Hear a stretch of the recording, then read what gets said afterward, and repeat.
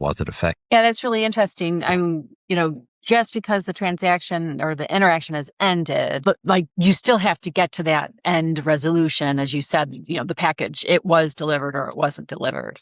Yeah. I don't think that a lot of people think about that, going beyond that step. No, and this is one of the most prevalent things that we're looking at right now. So when we think about that first interaction, did that first interaction start on chat? Did that next interaction traverse from chat into an IVR engagement?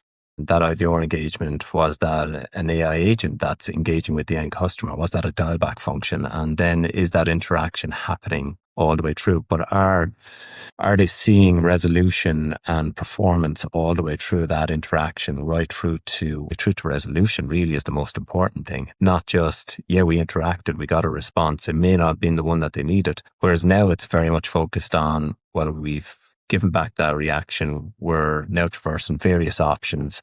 We're getting through all the various contact-centric type solutions. Everything is correlated, everything together, and all those varying solutions are talking to each other. But that interaction could start as a chat environment. That interaction could start at a AI agent environment. But the most important thing is it's how that interaction finishes and what the experience is like at the end. Well, Mark, I have loads of other questions for you, but how about we just take a quick moment, leave our listeners with one last bit of advice. If there's one proactive step a CX leader can take this week to audit the health of their AI agent ecosystem, what should it be? Okay, that's a big question. But answer small. Answer not small. Yeah. Keep it small. I suppose the biggest bit of advice I would say is to run a structured red team exercise. And what I mean by that, specifically, is across your highest volume call flow. So not in your lab environment, but through actual production telephony stack testing.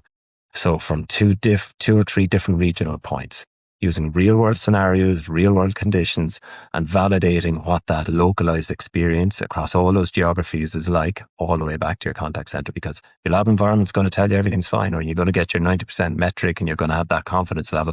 But you don't want to find out after the fact that localizing across all these regions, across your telephony stack, that's not the case, and you're dropping down to your 60s, 50s% in terms of confidence levels. So that would be my best bit of advice.